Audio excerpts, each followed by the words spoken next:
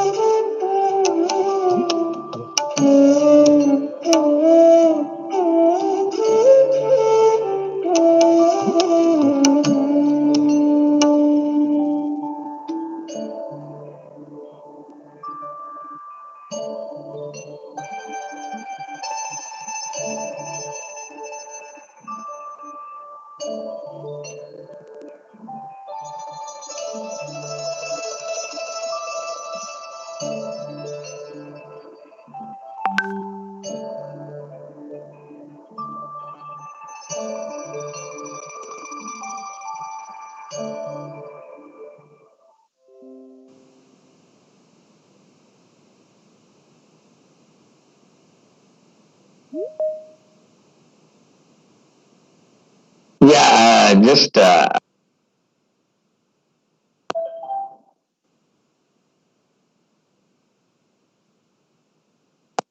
yes, Ambassador sir, very warm welcome, Krishna Kumar here. Thank you for joining, sir. Thank you very much. I hope you can hear me. Yeah, very well, sir. Just unmuted my. Okay. Will there be any presentation you'll be making, or it's going to be a lecture? Just a conversation. Fine. Absolutely fine. No issues. And we are also on live stream in all the social media of the bank, in both YouTube as well as in Facebook and all. So, yeah, it's a live event, sir. Okay. I hope my electricity and my connectivity, etc., remain. So, be part of it. Definitely. Thank you. Thanks for joining. We'll get started in another 2 minutes. Sure.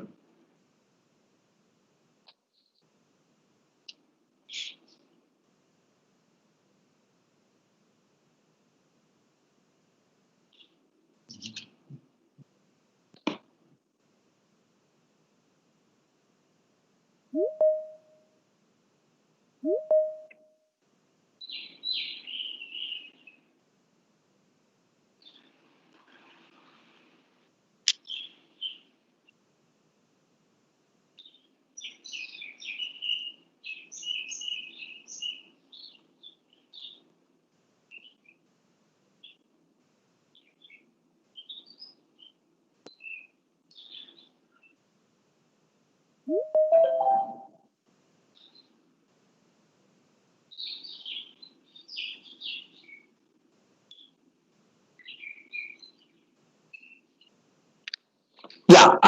fine. I guess we can start. A very warm welcome to all the delegates who could tune in today as part of this State Bank Institute of Leadership Foundation Day commemorative impact lecture series that we are organizing. Hope I'm audible. Yes. Okay, yeah, and this particular event, as you know, we have ideated it in a way that we want to bring in very different people from different walks of life to talk on leadership, and the kind of pandemic situation that we are in demands that. So, though despite being a bank, we also conduct a lot of training programs on strategic leadership and so on, and expect our top rung of leadership to go beyond just banking and such other verticals to understand world as a whole, and then understand leadership the way it is progressing and to process themselves accordingly.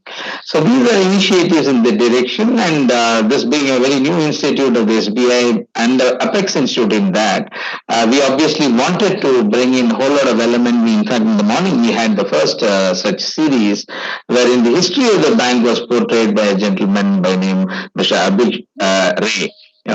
We have an history project for SBI. He is part of that particular group. Now, this is actually the second series in the lecture series that we are running on a very vital theme called, and we have captioned this India's foreign policy imperatives in the fast-changing world order. Who would have expected that the world will take such a radical change and the geopolitics will change in a couple of months post-COVID? Of course, prior to that itself, we had a lot of trade sanctions and other things, breathing down on the world trade and so on. But no one would have, sort of expected the kind of twist and turns it has taken after that.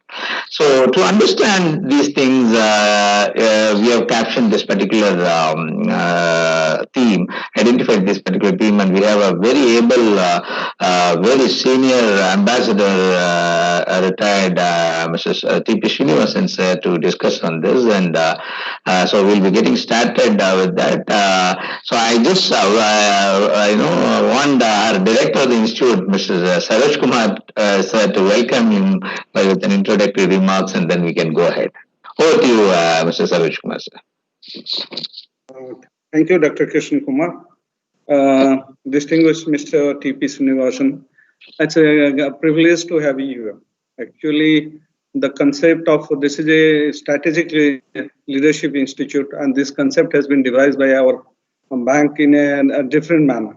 And right now, this pandemic and the placement, we have gone to touch the wide spectrum of people, and the entire thing we have thought in a 360 degree. Since the foundation series, the lecture series is going on, so entire topic, there is a plethora of topic, and here now the common man is also knows about how the China aggression has taken place. So all these things we have thought rudimentarily how to go about, and you are the best person when Dr. Krishnan Kumar has brought into place. With a checkered career of 37 years in foreign services, that to 20 years experience in multilateral diplomacy, and all in the United Nations, Vienna, Governor of India and International Atomic Energy Agency, Ambassador to Australia, Slovenia, and placed in Tokyo, Thimphu, Moscow, New York, Yangon. Who can better highlight the present Indian foreign policy imperative in the fast-changing world? As for the normal person and as for the whatever the intricacy of foreign policy is there, we understand that after Galwan or now the LAC, there is a lot of issues are happening which is in the public domain. But why it has happened and what is its consequence? Definitely the common man perception is going to differ than what you are going to present to us. Not only that, India is under tremendous Nepal. When they have asked for the territory of Indian, definitely we also get trouble. Now, just recently, one day back, I came to learn it is in the news. They're printing the coin, and here the redefined territory they are going to imprint over there.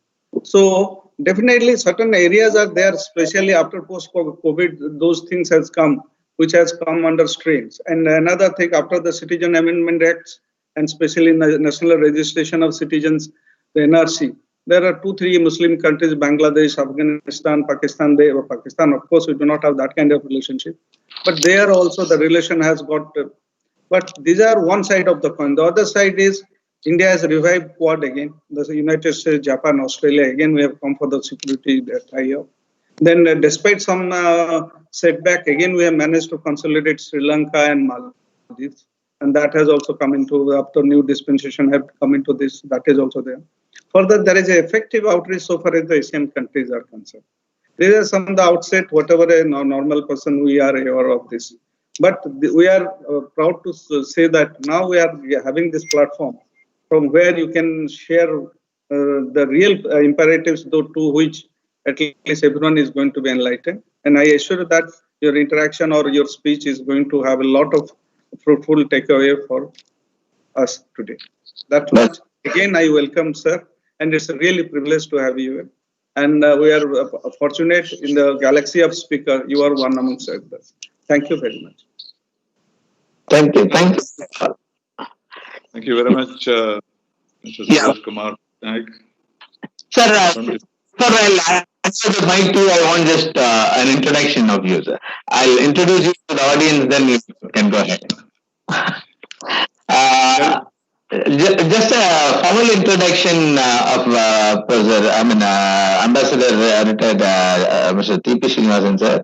As we all know, in fact, people from Kerala know him very well, and not necessarily in other places, but he has occupied a lot of positions for the as an Indian Foreign Service person. A former ambassador and a permanent representative of India to the United Nations, Vienna, and governor of India of the International Atomic Energy Agency, Vienna, ambassador to Austria and Slovenia during 2000 to 2004, T.P. Srinivasan has served the Indian Foreign Service for 37 years. His previous postings were as Deputy Chief of Mission, ambassadorial rank in the Embassy of India, Washington during 1997 to 2000, High Commissioner of India to Kenya, and permanent representative of India to the United Nations in Nairobi during 1995 to 97. Ambassador and Deputy Permanent Representative of India to the United Nations, New York during 1992 to 95, and Ambassador to Fiji and 8 other South Pacific island states during 1996 to 1986 to 89. He has also served in New Delhi, Tokyo, Thimphu, Moscow, New York, Yangon. He rose to the highest level in Indian Foreign Service in 2001 and retired in 2004. Mr. Srinivasan has nearly 20 years of experience in multilateral diplomacy and has represented India at a number of international conferences organized by the United Nations, the Commonwealth, and the non-aligned movement. He has chaired several UN committees and conferences. Mr. Srinivasan has a creditable academic record and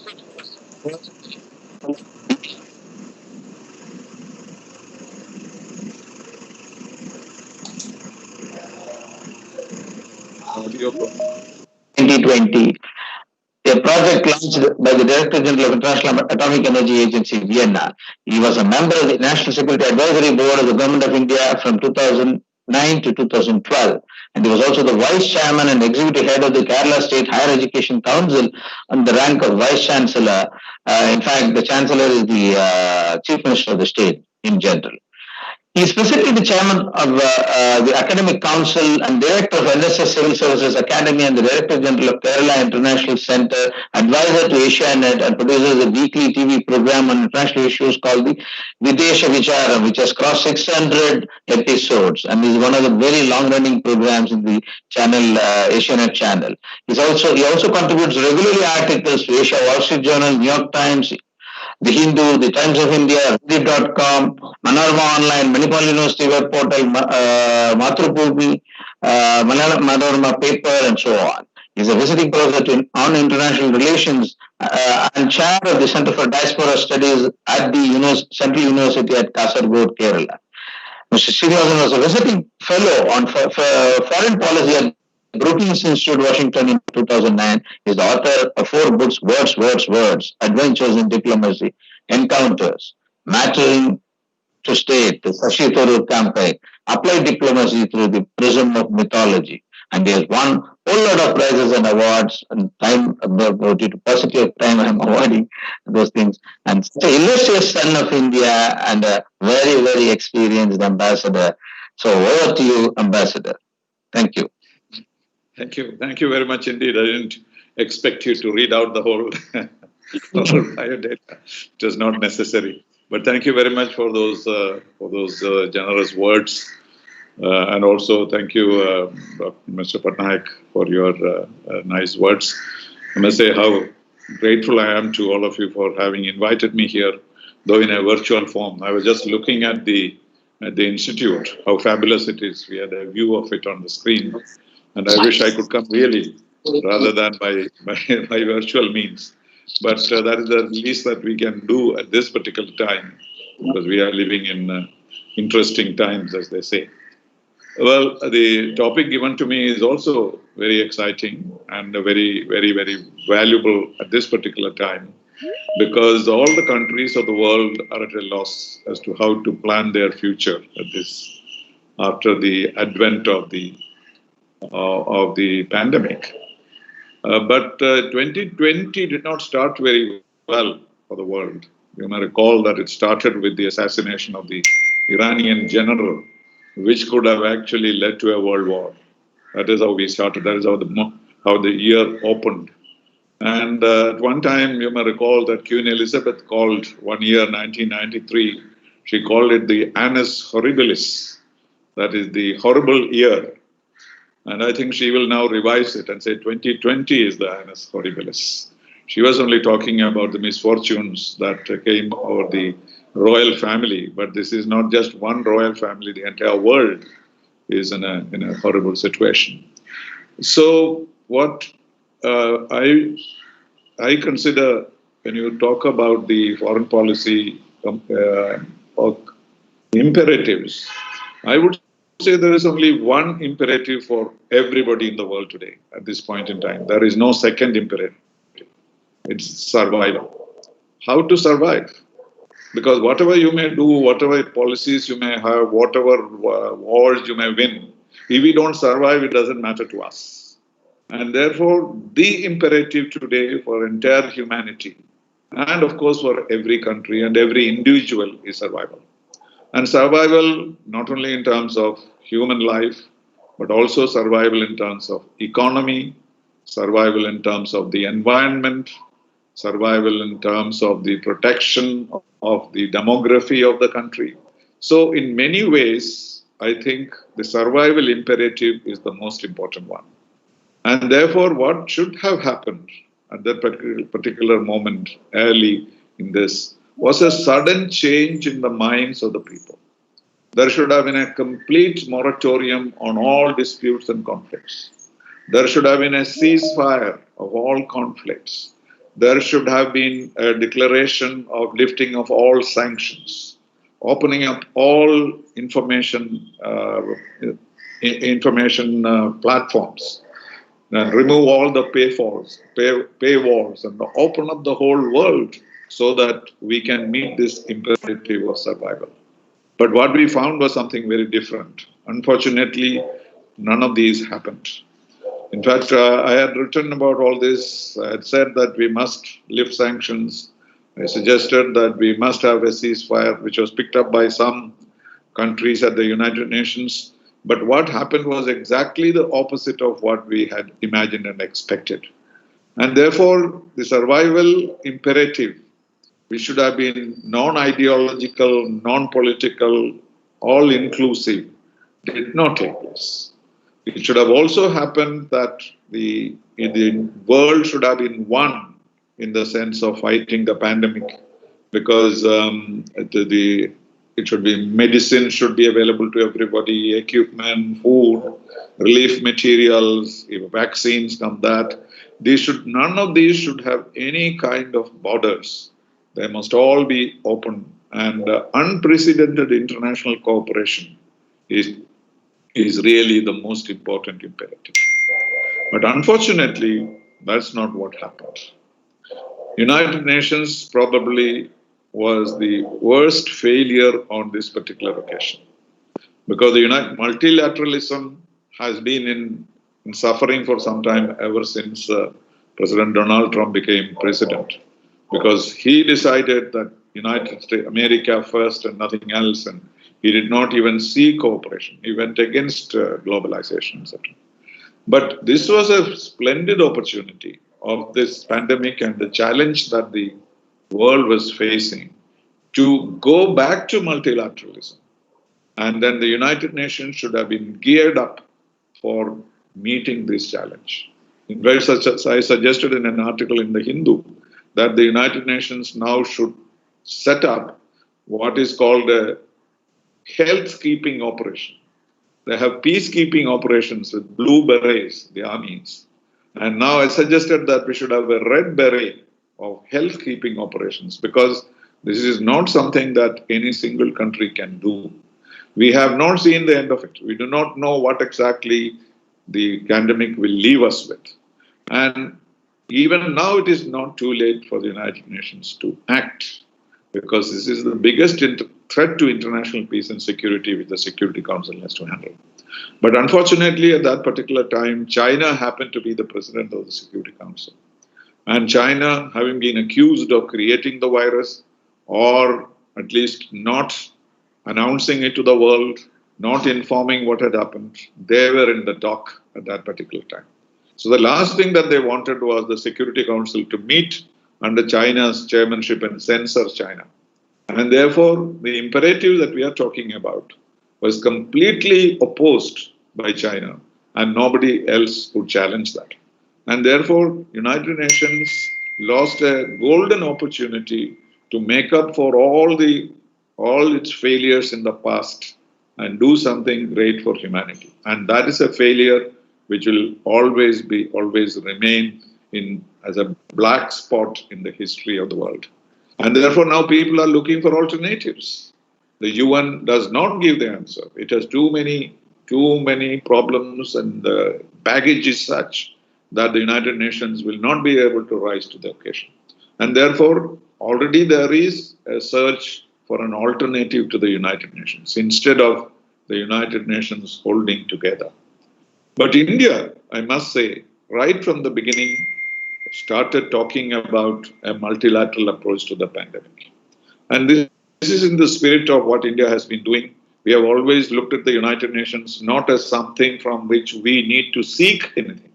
We had always wanted to contribute to the United Nations, whether it is disarmament, development, human rights, welfare, economic development. India's approach had always been not to seek anything, but to give to the United Nations. And it was the spirit that I think we took up. And we also did an exceptional thing, which was what the Prime Minister called a meeting of South Asian Association of Regional Cooperation, because that was lying dormant, partly because of us, because we protested against Pakistan's behavior and we refused to attend. And SAARC was more or less dormant. And we forgot all those differences. That's what everybody should have done, and called a conference of SAARC, even though it was a virtual conference. And Pakistan attended. But they again missed that opportunity. They could have really revived SAARC on account of that. But they did not. Instead, they sent a health minister who did not speak about health, but about Kashmir. So that also, humanity or South Asia have failed. And the third thing that we did was to go to G20 to have a meeting, because G20 was responsible for resolving the economic problems of 2008. And we persuaded Saudi Arabia, the chairman of G20, to hold a meeting and create some international cooperation. Then we went to the WHO, which was very divisive because the Chinese blocked Taiwan. And also they did not want any investigation against China.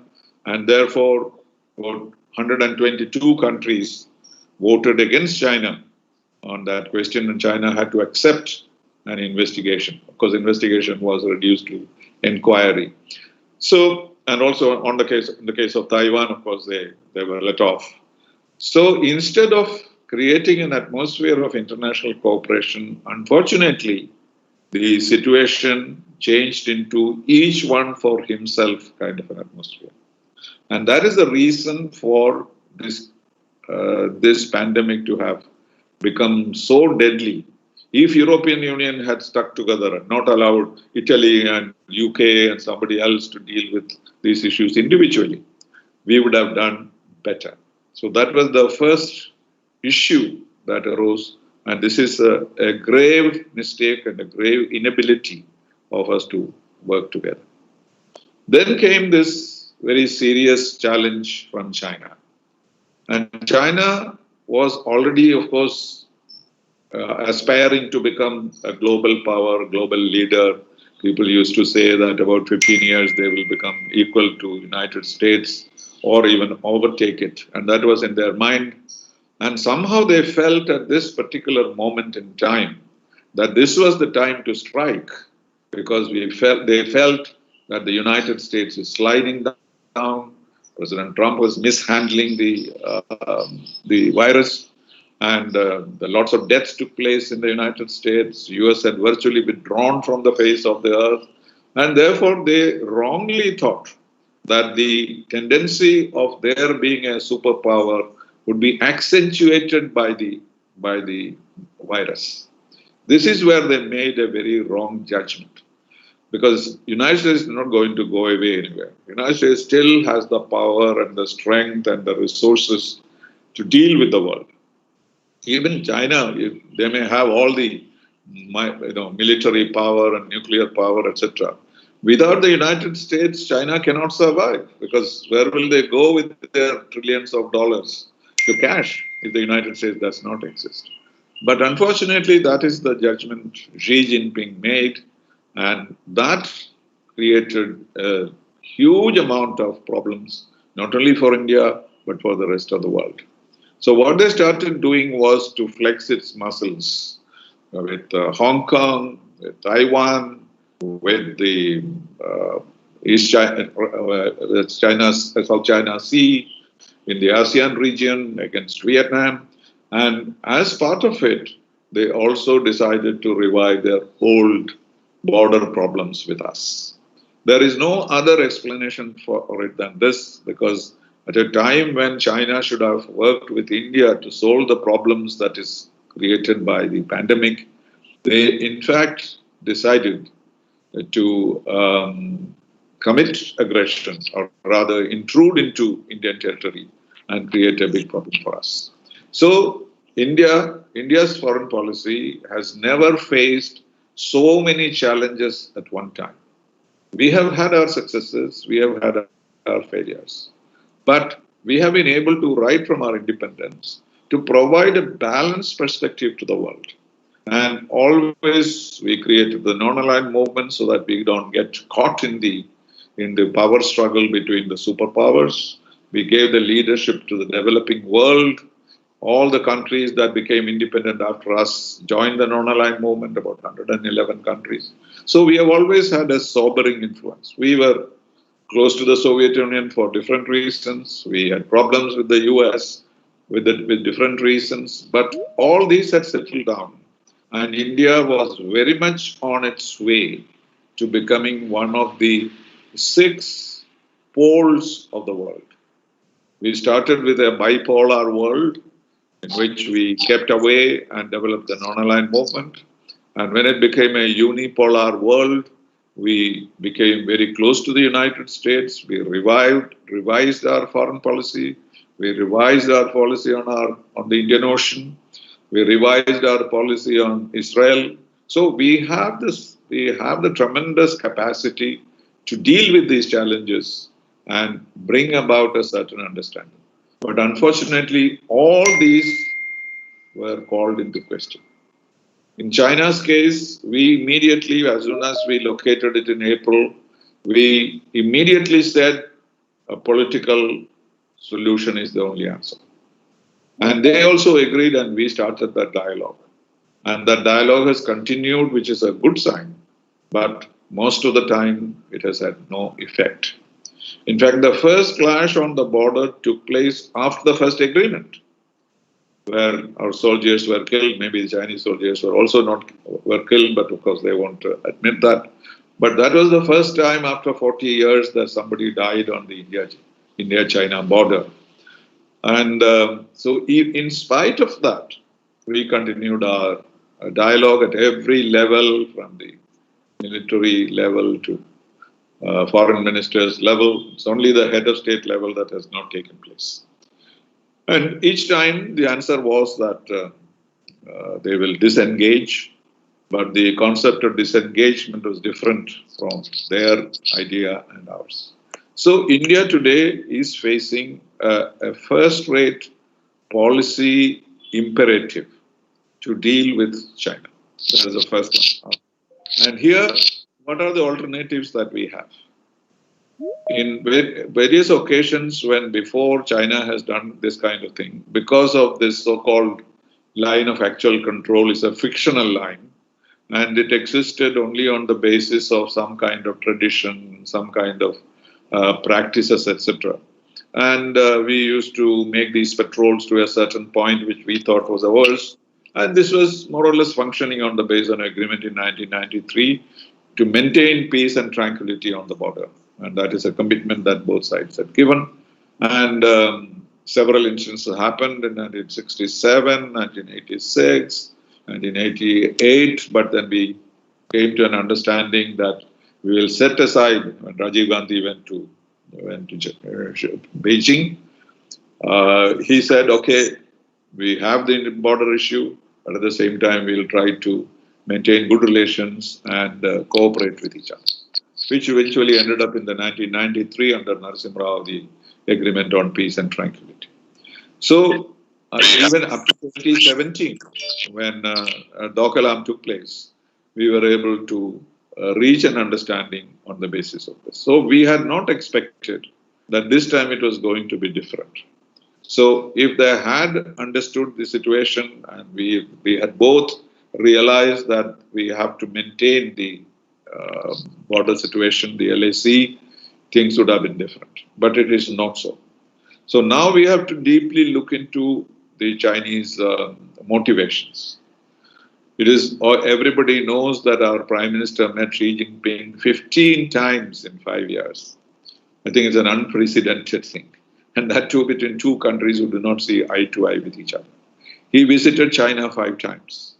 So is it possible for us not to have understood what kind of person Xi Jinping is?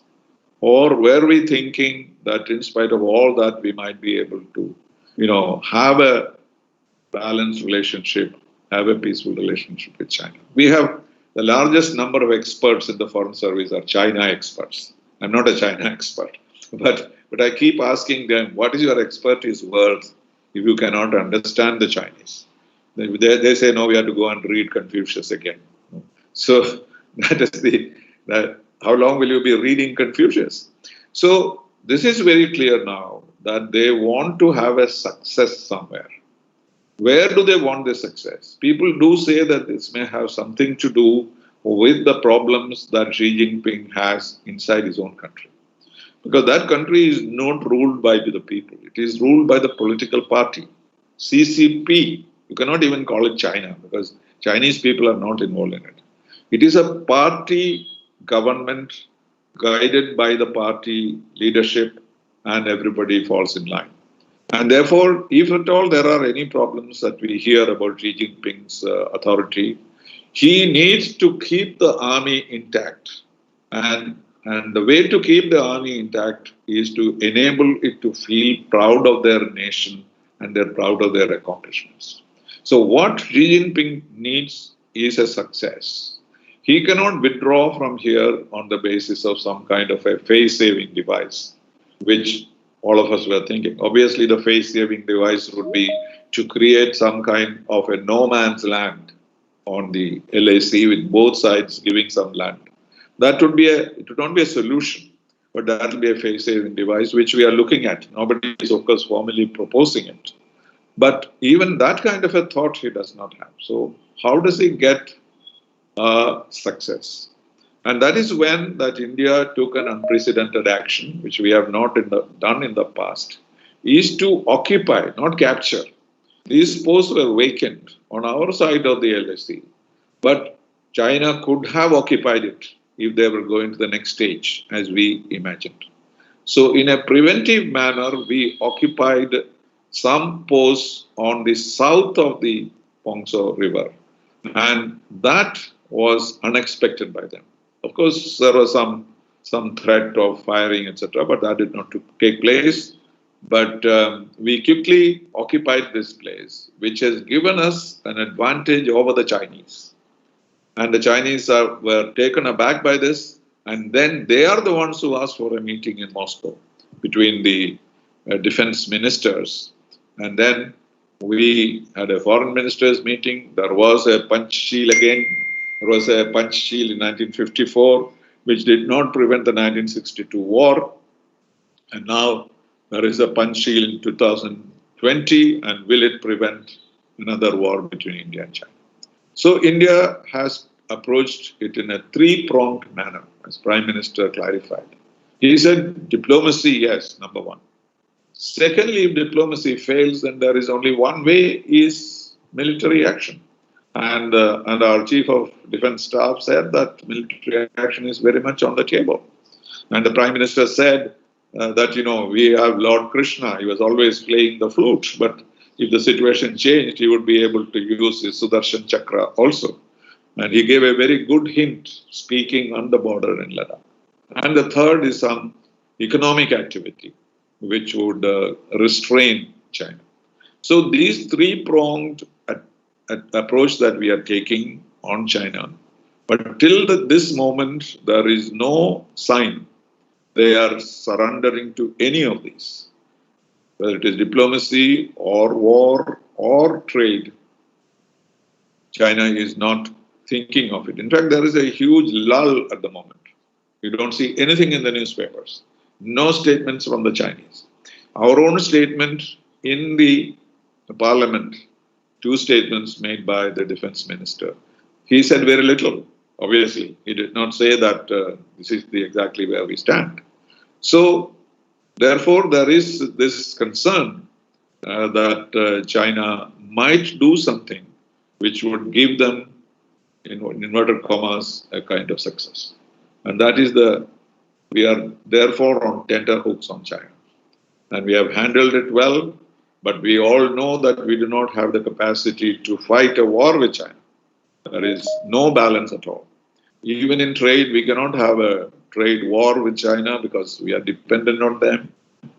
In telecommunications, for example, we, of course, ban some apps, but there are more vital things. 5G is in danger. The Huawei is very much operative in India. The pharmaceuticals, 60% of India's pharmaceuticals are made by Chinese components. So there also, there are problems. So the imperative number two, the first imperative was, of course, to use the UN.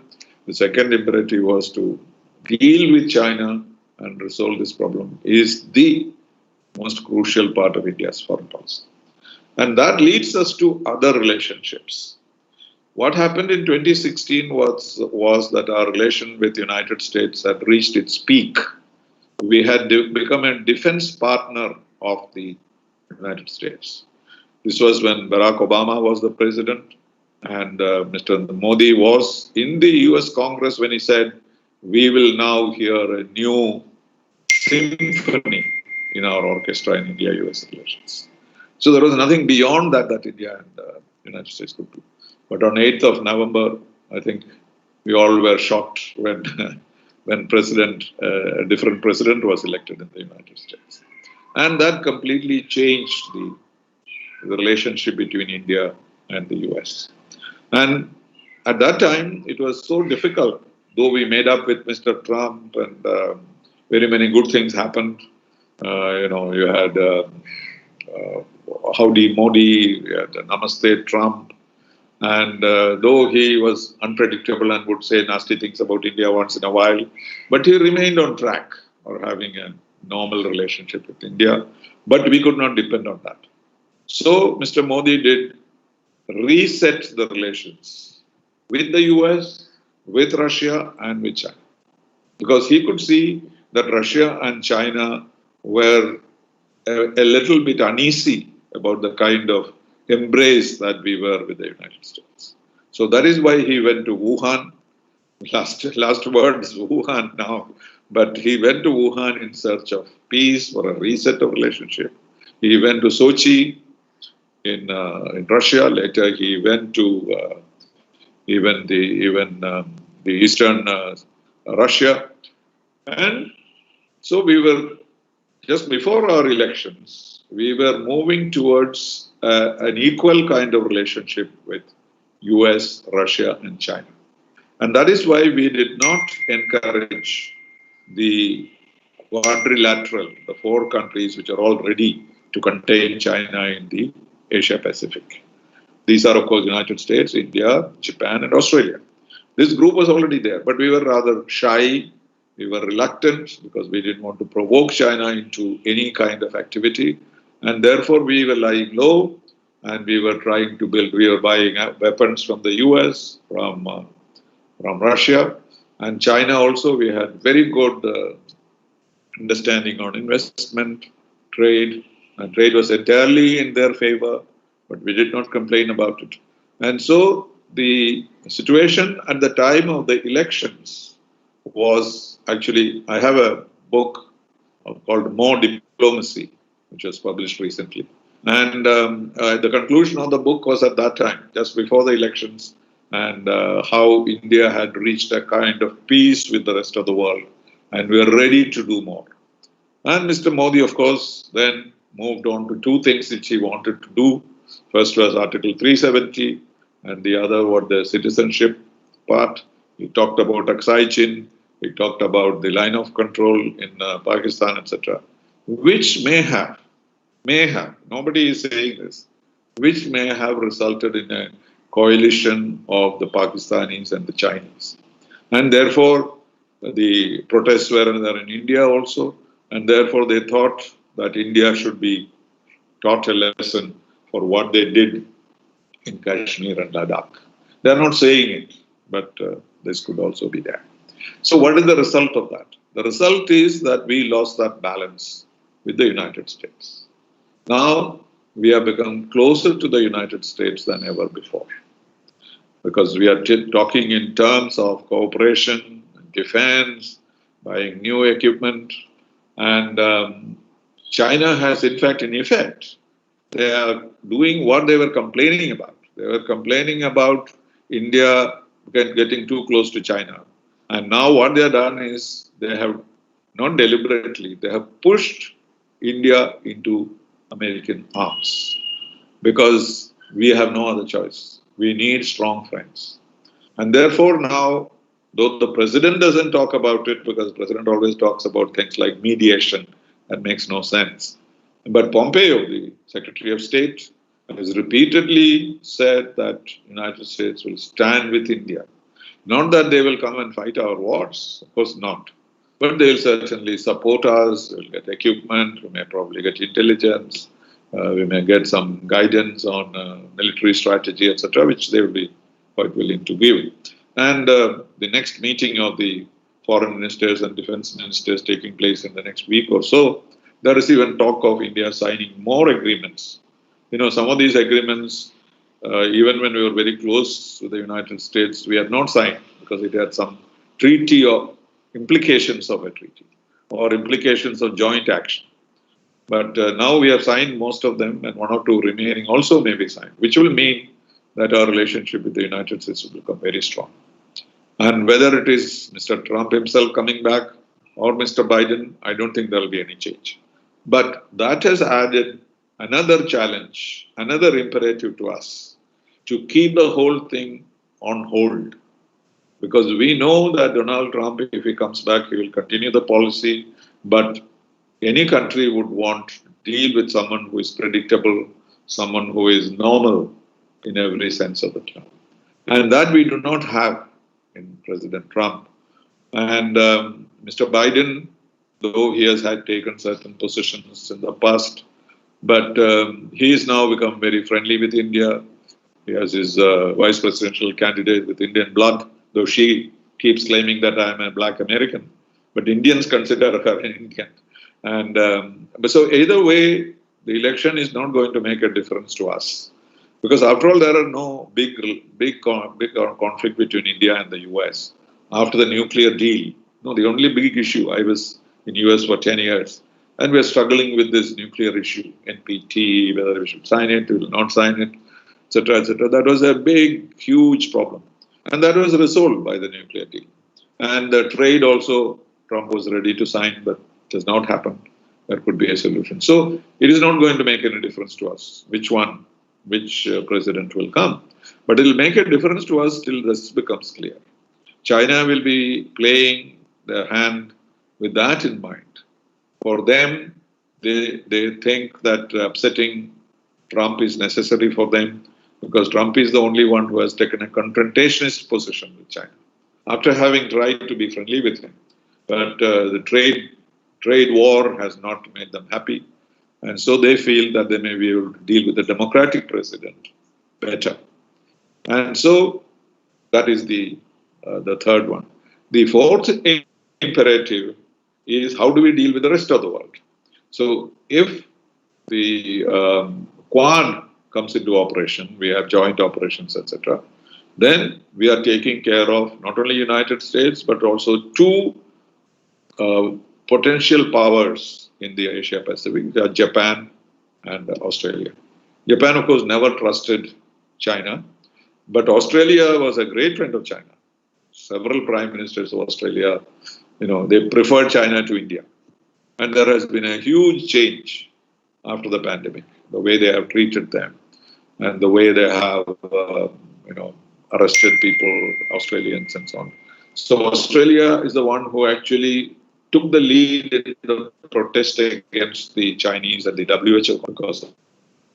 So we have stabilized our situation, the Asia Pacific, with these four countries with us, which is very good for our foreign policy. But what remains is Europe.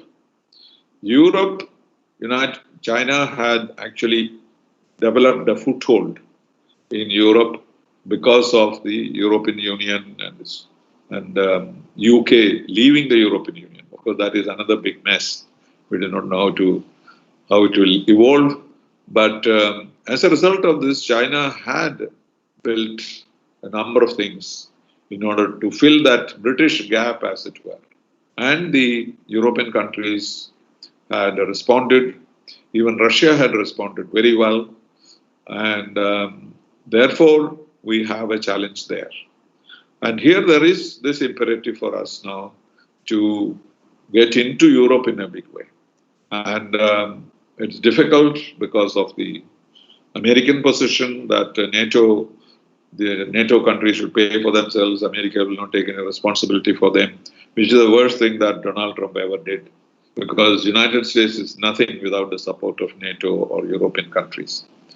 And this immediate action by the Chinese, the flexing of muscles everywhere, has fortunately divided Europe between pro-China and anti-China countries. And countries like Germany or Austria or France, very significantly, have all turned towards us. And therefore, we need to have to develop that relationship. And that we are doing in a big way. As far as our neighboring countries are concerned, they are not likely to take a pro-India position. But our policy has always been, particularly after Mr. Narendra Modi became the Prime Minister, was that our neighbors are first for us. Yes, they have not been very friendly because they are, Chanakya said long ago that your immediate neighbors won't be your friends ever. If you want friends, go one step beyond. The distant neighborhood may be friendly to us, but not the immediate neighborhood. And that we have seen in all these 75 years. And so there should be no reason why it should be so. But the reason now is the Chinese actions, what they call their silver bullet diplomacy, of sending in bullet but silver bullet. And therefore, when it hurt them, they won't know what has hurt them. And they think it is some kind of a favor. So it's not a favor, actually it is hurtful, and that is what they are doing in Africa, they are doing it in Latin America, and this huge debt trap they are creating as a result of the initiative, the BRI, the initiative for international cooperation in a big way, as the Chinese, as the leaders. And that was meant to dominate the world. All roads should lead to Beijing. And that is the whole purpose of that project. And India is the only country which has kept out of it. Now I think others will also develop resistance to that, and therefore our dilemma of having to stand alone outside the DRI may not be a very serious problem. And therefore we have some operability in our neighborhood. And Nepal is a great surprise because Nepal at this particular time is flexing its own non-existent muscles. Nepal has nothing to gain by opposing India or creating problems with India because they have much more to lose than we have in any kind of confrontation. When military confrontation is out of the question, even if the Chinese support them, I don't think they can withstand it. But they have committed cartographic aggression against us by creating these maps, getting them approved by the parliament, and I now believe they are distributing it, putting it on their currency notes and things like that. These are all very provocative, but we have not been provoked. Prime Minister has said nothing about Nepal. He has never said that, this is ungratefulness, this is disloyalty, we are both Hindus, none of this. Prime Minister said nothing. He had done a lot for Nepal. He visited there. He went there like a pilgrim. We have no problem if they say Buddha was born in Nepal. We have no difficulty with all this. And we are not going to deal with Nepal the way we deal with China or anybody else or Pakistan. And it is a challenge, but that challenge can be met differently because they will themselves realize sooner or later that this will be so. So, in sum, these are the kind of challenges facing us, and we really are not in a position at this point in time to exactly decide which way we will go on all these issues. But given India's long tradition of diplomacy, given its commitment to multilateralism, its partiality with globalization, our interest in looking after the human rights of the people of the world, and our general non-violence. So if you put all these into a basket, you cannot get a different India. You can only get a peaceful India, which is willing to cooperate with our neighbors. So our foreign policy will remain the same in the sense that these are all instances which make these challenges, and they create all these problems for us. But eventually, it will be the same foreign policy, which would be slightly modified, amended. Our non-aligned structure is still intact, but that may cause some differences. Like in 1971, we signed a treaty with the Soviet Union, even when we are a very strong non-aligned country. But that was only for that particular purpose. And then we moved away. So we are capable of doing such things. So such things may happen. There may be a skirmish with China. There may be a problem with China, trying to change the line of actual control. We may perhaps stay back till the winter is over and see whether something can be solved. So many questions may happen. And in the minds of the people, these questions are there. They are saying the government is not saying anything. Why are not they saying? Why is not the Prime Minister calling a press conference? But he has communicated effectively with the people. He's a big communicator. I don't know why he doesn't give press conference. He can handle 200 pressmen without any problem. That is the kind of skill that he has. But for some reason, he avoids that. But and also he got into trouble by saying at one point that the Chinese are not occupying any land of ours. Well, in actual fact, they were sitting in the lake. And so that created a little issue. And therefore, particularly in the hands of the opposition, this criticism is there that these imperatives are not being met and the challenges are not being met. But having seen him for the last 6 years now, we know that he will carry the people with him in whatever he does. And he will do the right thing for the country. And that hope and assurance not only we have, the rest of the world also has. So if we take in initiatives in the UN, in SAARC, in G20, etc., I'm sure our voice will be listened to and our advice will be taken. So I'm not unduly worried about India's future. We can meet these challenges. Our foreign policy has remained flexible. And within that, it is more than flexibility, is resilience, being able to handle a whole sort of lot of things in a particular mind, but the basic thing will remain. So these are the kind of points that I would like to place before you. It is very important for bankers to know what's happening in the world. And I have a vital interest in your bank because all my money is in your bank. so, so, so it is important for me to give you the right advice on global affairs, because otherwise you will not be able to double your money in which I am interested. But let me also say at this point that a customer, very happy with the service, the group, the way the State Bank has modernized. Because you still have that little chalk as your logo, just to remind you of the old times. but, but the service is so good, and when you say the bank is in your pocket, I believe it. I do carry the State Bank in my pocket. Thank you very much for this invitation. It's a great honor.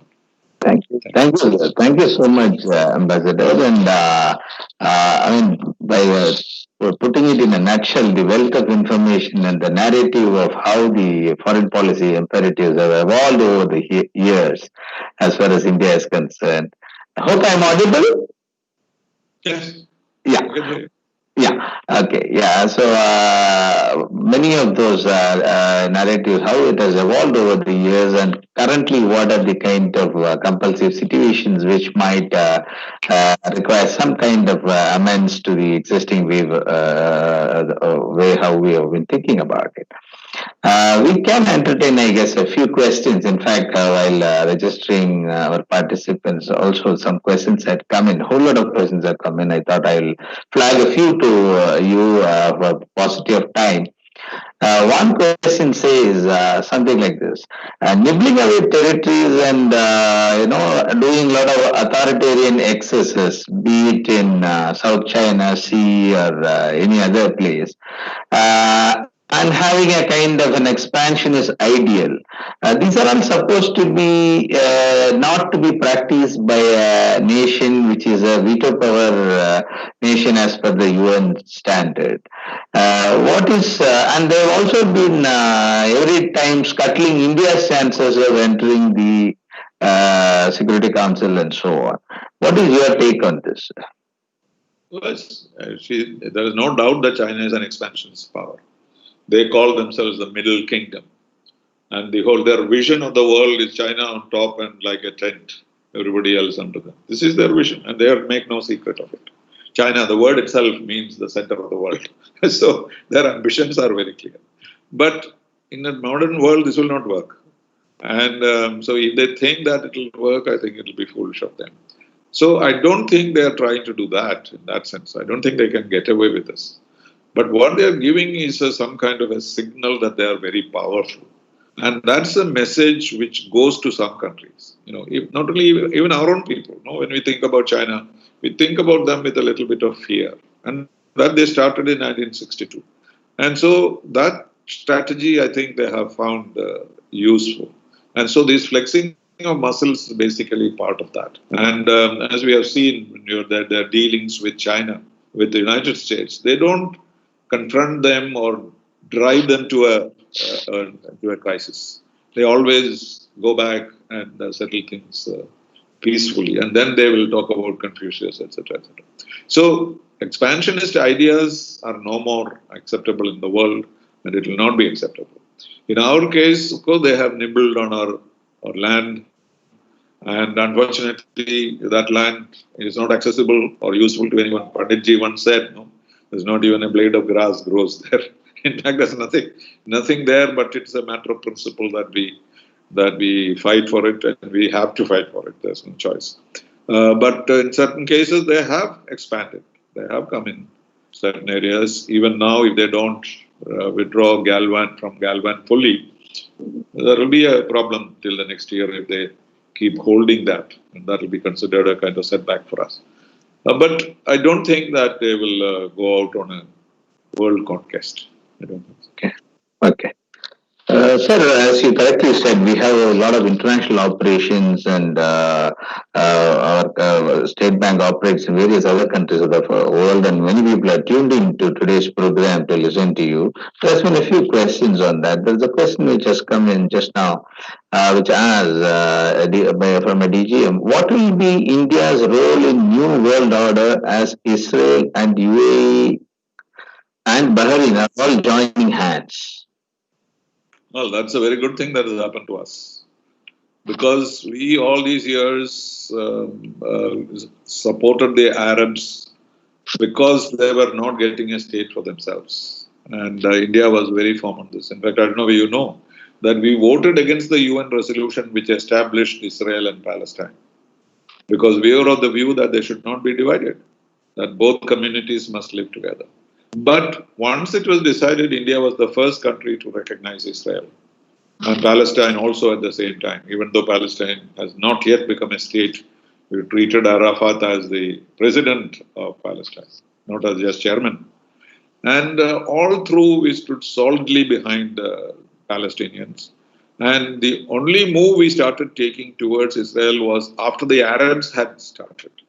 In 1979, Egypt signed an agreement, and they got the land back, and decided on a peace agreement. And I was in Havana, Cuba, and the non-aligned armistice was taking place, and the entire non-alignment movement wanted to throw Egypt out of it.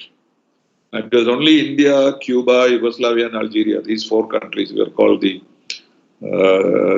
four musketeers or whatever, and we prevented it. We stood between the rest of the non-aligned movement and Egypt. And that was a huge initiative that we took. And so the signal that we were giving was that we are in support of peace. And then Jordan did that.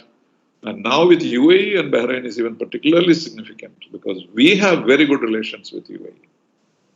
And equally, we have very good relations with Israel. Our relations with Israel is very strong. Arms supplies, ammunition, intelligence, agriculture, trade, everything, we have very close relations with Israel. And so completely the Middle East scenario has changed, because the oil is not so precious as it was before. US doesn't care for oil. So they can put pressure on the Arabs because they are not held hostage to oil prices. And therefore, the whole situation has changed. And therefore, Saudi Arabia took the lead in getting closer to Israel and bringing about peace so that they can develop without the monopoly of oil that they had enjoyed before. And therefore, that situation has changed. And therefore, when Donald Trump declared Jerusalem as the capital of Israel, there was a protest. But if he had done it 10 years ago, there would have been a war, all-out war by the Arabs.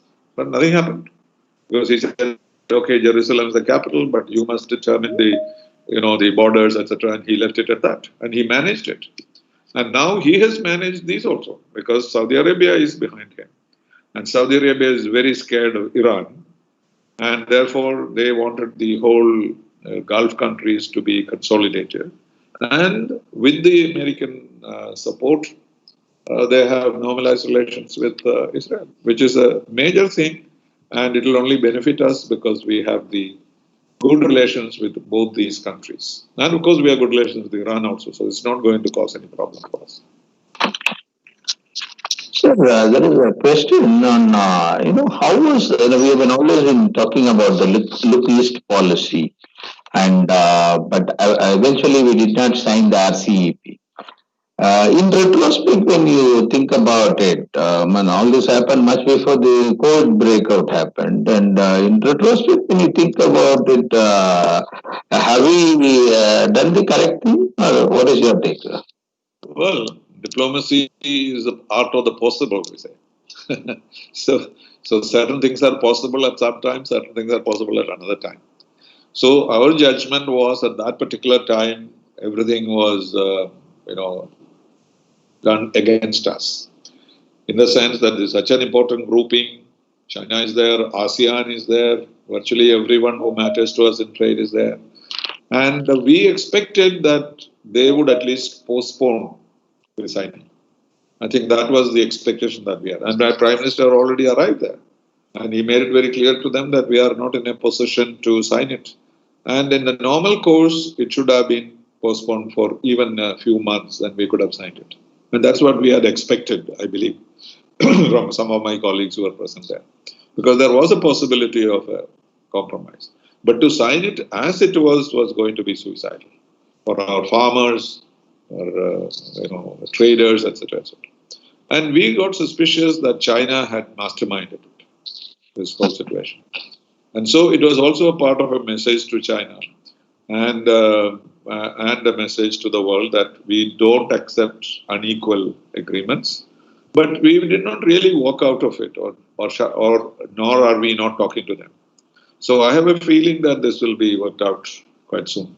It had nothing to do with COVID. But COVID, as I said, accentuates several things. So trade agreements of various kinds have become more crucial. And so if the China angle is a little bit become softer, then I think the RCEP will come back again. And we will we have a package which might be acceptable to everybody. Okay. So the last question, want a paucity of time, we are restricting it. And this talks about, the mood question of how China is behaving emanates from the trade surplus it has got, because it has got war chest to fight on. And that being the case, slowly sanctioning very big developmental projects to countries, and then ultimately these countries becoming into a debt trap, and it follows to the narrative changes to a debt related diplomacy and so on. You see any kind of change in the way trade happens post COVID, because now that there is a different polarity that is building up, and the trade surplus that China has built over time may not eventually be able to sustain them in course of time, because they have already lost a lot of markets, and no new uncontested markets are coming their way either. Yes, in fact, the allergy towards China is quite visible. Yesterday, I was talking to one of these conversations or the net to a big businessman, Indian businessman in UAE. He said that he can see a sudden shift because all Indian businessmen, wherever they are, they're all using Chinese goods and Chinese technology and Chinese everything, because they found it easier to deal with China. Instead of coming to Mumbai, they will go to China and buy from there and sell it to UAE. That's what they were doing. Now, it seems they have already started asking them, why don't you supply from somewhere else? Why are you supplying from China?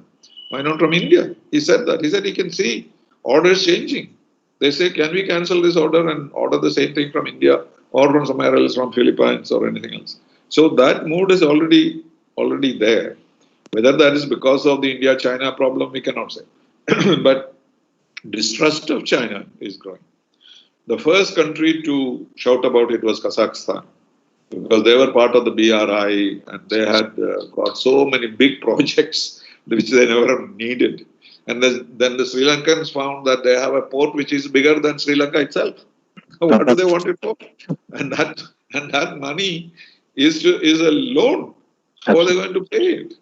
Similarly, in Africa, the way they were taking away all their minerals and metals, particularly strategic metals for nuclear and other activities, they're grabbing them all away and giving them nice football stadiums and things which are not vital to them. And they're also realizing it. So Sri Lanka certainly has shifted a little bit. But the problem with all these countries, they are used to freebies and not cooperation.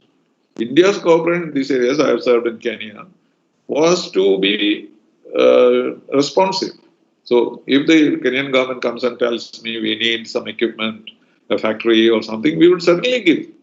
But we will not go and say we'll build this football ground and you don't have to do anything. This will be built. And then they fall prey to that. And that created a change in their approach to India.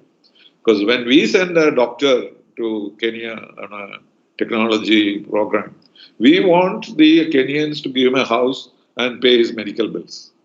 It's not free. So, but the Kenyans find those $200 too expensive for them compared to the Chinese guys or the Koreans or the Japanese who are not asking for anything. But we said no, we want cooperation, we don't want donation. And that they never appreciated it. And now they realize the danger. And slowly it will come back, I have a feeling, because we have been there much longer than China is having. And this I have seen in South Pacific also. They had a huge attraction for China, but things are moving. But it will be slow, and they will have something up their sleeve to counter this. They will give us some gift or something or the other to counter it because they cannot just get out of all this. But that will continue. But at the moment, the trends are good. I won't say it's a pro-India move, but it's certainly an anti-China move around the world. Okay. Thank you, sir. Thank you for the wonderful deliberation. We are definite that all the participants who could tune in from various parts of the world had a wonderful takeaway to work on. And as we can say that though there is, the positive thinking is not only expecting the best to happen, but it is also about accepting whatever happens is for the best. So in that note, it's so much, we are so much thankful to the way you have deliberated with the concept ease from your experience and the articulation. Thank you for that, sir. And I thank all my colleagues who have been part of this in arranging this particular chat, my marketing team, my systems team, and all. They all worked long hours for this. And thank you, sir. Thank you for wonderful. Thank you. After the COVID, I can come and see the institute also. Definitely, definitely. In fact, I should say that at least this is the third time like I had trying to connect you and bring to our institution. In my earlier profiles also, wherever I had worked, but this is the time, it really happened. Really, thank you. Thanks a lot for that, sir. Thank you. Thank you very much. Bye-bye. Thank you one and all for all the delegates who could tune in and participate. I'm sure that the wealth of information provided and the clarity provided by the ambassador was useful to you in processing the way the world is progressing and the way geopolity is moving in the world. Thank you. We have one more discussion coming out as part of the Impact series. That will be sometime later. Perhaps we will have a small tea time or so, and we'll be starting at around 4 p.m. exact. So I would appreciate if you could tune in 5-10 minutes prior to that. This will be on this kind of a fireside chat, wherein I'll be discussing with another professor by name Professor Prabir Dey, who is basically a professor of ASEAN in the ASEAN India Center in RIS New Delhi, and we will be discussing in the fireside chat on the theme tackling Chinese dependency, wish, reality, and options. Again, very important topic. So I'm sure that you will tune in and benefit from that deliberation also. Thank you. Thank you.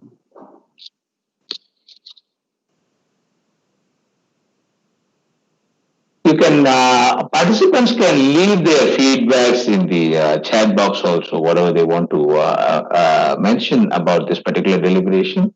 And I would also request if you have any vital themes for discussing, you can suggest that also, because we have we can bring in experts to deliberate on many themes which are vital in leadership in the world. Thank you.